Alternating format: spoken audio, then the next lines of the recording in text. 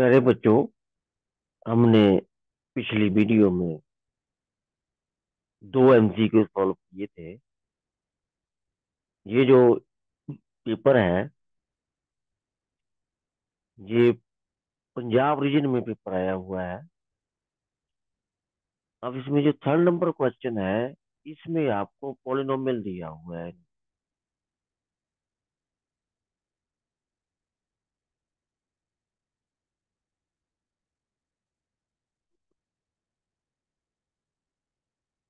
तो इस पॉलिनोमियल का एक्स के माइनस 5x प्लस, सिर्फ इन्होंने P1 + P4 दो वैल्यू निकालने। x² - 5x प्लस x = 1 जब मैं पुट करूंगा तो 1²। 6 + 1 7 -= 2। जब p की वैल्यू मैं 4 पुट करूंगा, 4²। और फर्दर इसको सोल्व करूंगा, 16 - 20 + 6। 16 + 6 22, -20 = 2। तो P1 + P4 की value 2 + 2 which is equal to 4। तो मेरा ऑप्शन है बी। अब ये क्वेश्चन जो है, ये रिमाइंडर थ्योरम से रिलेटेड है, 9th क्लास। 4 नंबर क्वेश्चन में आपको क्वाड्रेटिक पॉलिनोमियल दिया है, उसमें लास्ट टर्म आपकी मिसप्रिंट है। लेकिन उसने कह दिया कि इसका डिस्क्रिमिनेंट जो है वो इक्वल टू 16 है। अब आप डिस्क्रिमिनेंट का जो वैल्यू है वो आपको चाहिए। वो होती है B² - 4AC। B², बी की वैल्यू मेरे पास -2, ए की वैल्यू 3, C = C, ये वैल्यू इक्वल टू 16 है। 4 - 12C = 16, -12C = 16 - 4, -12C = 12, C -1। तो जो कांस्टेंट वैल्यू है वो मेरे पास आनी चाहिए -1। तो फोर्थ क्वेश्चन का जो ऑप्शन है वो -1 है। कई सेट्स में क्या है, ये पूछा गया है, find the value of K if roots are equal and real.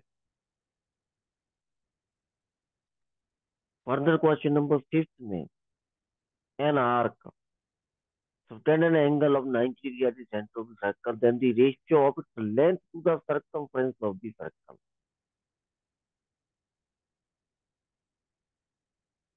अब देखो, ये हायर ऑर्डर थिंकिंग क्वेश्चन इसलिए बोले जाते हैं कि इन्होंने length of the arc directly ना पूछकर आपको पूछ लिया है रेशियो।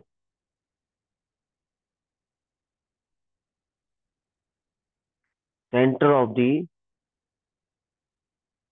आर्क ने सेंटर पे जो एंगल सबटेंड किया है वो कितना किया है, 90 डिग्री। ये जो एंगल है, ये 90।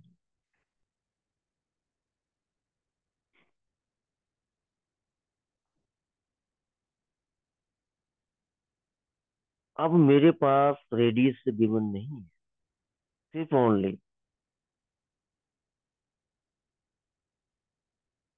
तो length of arc, circumference of the circle पहले अब निकालने तो होगा, 2πr। Length of the arc 1/4, 90/180 × πr। अब ये हो जाएगा 1/2। अब उसने कहा length to the circumference, πr/2 / 2 pi r which is equal to pi r/2 multiply by 1/2 pi r। Pi R cancel हो गया, विच इज इक्वल टू 1, तो ये मेरे पास बनी है 1:। कहिएगा 4:1 भी होगा, दोनों में डिफरेंस है। अगर 4:1 है तो वो circumference to length of the arc हो गया। अब जो रिक्वायरमेंट है उसी के अकॉर्डिंग आपको ये करना है। इसका ऑप्शन बना बी। 6 नंबर क्वेश्चन में आपको क्या पूछा गया है?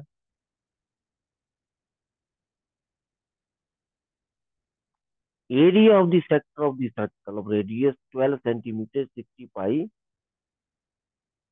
अब सेक्टर जो है हम किसको बोलते हैं?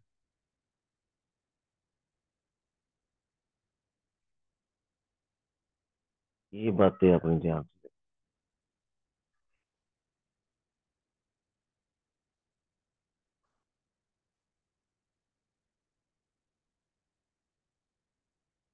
अब आपके पास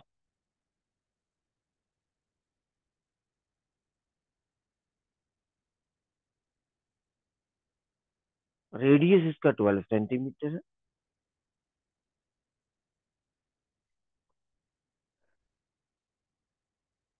ये मेरे पास आर्क ए बी है। अब सेक्टर का एरिया क्या बनेगा? ये जो मैंने ब्लू किया है, ये जो एरिया है this is called the area of the sector. ये गिवन है मेरे पास। तो एरिया ऑफ सेक्टर का फार्मूला क्या है?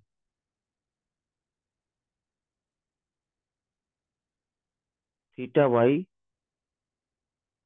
360 इंटू पाई आर। क्या ये हमें गिवन है? कितना है? 60 पाई। अब थीटा भी नहीं पता है, क्योंकि हमें वो कैलकुलेट करना है। तो पाई से पाई कैंसिल हो गया। आर मुझे पता है। थीटा इक्वल टू क्या बन जाएगा? 60 इंटू 360 डिवाइडेड बाई r²। अब आर की वैल्यू कितनी है मेरे पास? रेडियस ऑफ दी सर्कल है 12 इंटू 12। 5 आ गया, 30 आ गया। 150 जो है मेरा सेंटर एंगल होना चाहिए, तो इसका ऑप्शन है डी। अब ये चीजें सारी आपको कैलकुलेट करनी पड़ती है रफ में। अगर यही क्वेश्चन आपको 2 नंबर में आए हों तो आपने ऐसे ही सॉल्व करना है जैसे मैंने सॉल्व किया है। अब ज्यादा से ज्यादा इन क्वेश्चन की आप प्रैक्टिस करते जाओगे जितना, उतना ही आपके लिए ये फायदेमंद होगा। अब यहाँ पे 7 नंबर क्वेश्चन में direct formula, mean mode mean वाला। अब क्वेश्चन नंबर 8 में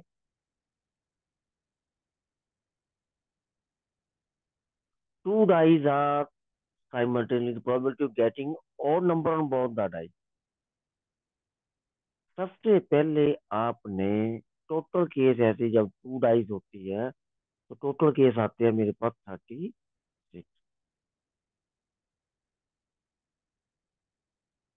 अब दोनों पे आपके और नंबर होने चाहिए। गेटिंग और number on both the dies. जैसे पहली डाई पे 1, पहली डाई पे 3, दूसरी पे 1, ये भी और नंबर हो। अब पहली डाई पे आपका 3 आ गया, दूसरी पे क्या आ गया 5। पहली पे 5, दूसरी पे 3। उसके बाद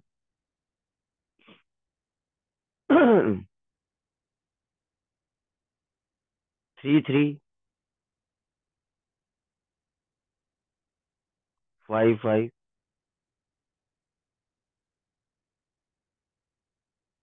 और कौन कौन से ऑड है? 1 5, 5 1, 1 1 भी ऑड है। एक केस आपका और बचा, 1 2 3 4 5 6 7 8 9। तो मेरे पास 9 केसेस बने हैं जो दोनों डाइस पे ऑड होंगे। तो अब इन्होंने क्वेश्चन ना स्टैंडर्ड फॉर्म में नहीं लिखा है, एज इट इज दे दिया है। बाई चांस यहाँ ऑप्शन ये 1/4 भी दे सकते हैं।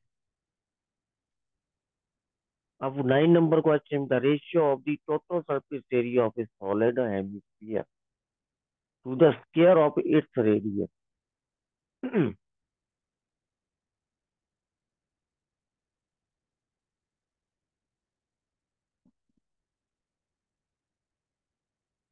Total surface area of the square of its radius. देखो क्वेश्चन को कैसे इन्होंने घुमाया है। अब सॉलिड सरफेस जो है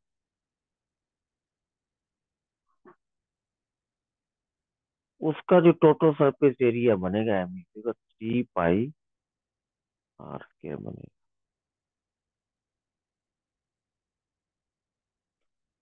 अगर मैं सॉलिड हेमिस्फीयर को